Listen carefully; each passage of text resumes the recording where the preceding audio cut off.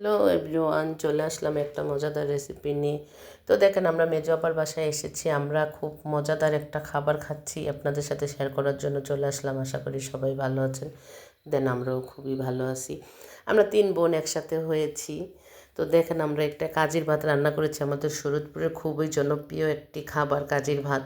কে কে খান, কে কে চিনেন, অবশ্যই like comment করতে বলবেন না।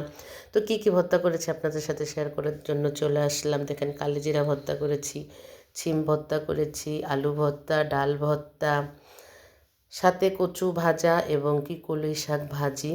তো আপুর ফ্রিজে দুঃখের বিষয় ইলিশ মাছ ছিল না, ইলিশ মাছ ভাজা ফ্রাই, এটা সাথে খুবই ভালো লাগে খেতে। তো যাই হোক, আপু যেহেতু ছিল না, আমরা এই ভর্তাগুলি করেছি, সাথে ডিম ভেজেছি। অনেক মজা করে সব খেলাম। 3 বোন, ভাইগনা বউ, ভাইগনা, আমার ছেলেরা, খুবই আমরা মজা করেছি, অনেক ভাল লাগছে। আপনারা কে কে খান অবশ্যই জানাবেন। এটা আমাদের খুবই পছন্দ।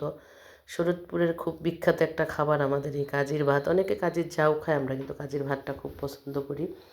তো আপনাদের ভালো লাগলে অবশ্যই জানাবেন। আর যে যে খাবেন অবশ্যই শরীয়তপুরে চলে আসবেন। খেতে ইচ্ছে হলে অবশ্যই রান্না করে খাওয়াবো। আর কে কে চিনেন এটা অবশ্যই লাইক কমেন্ট করতে বলবেন না।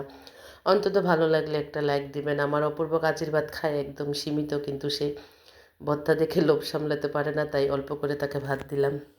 সে খুব মজা করে খাচ্ছে। আল্লাহ হাফেজ।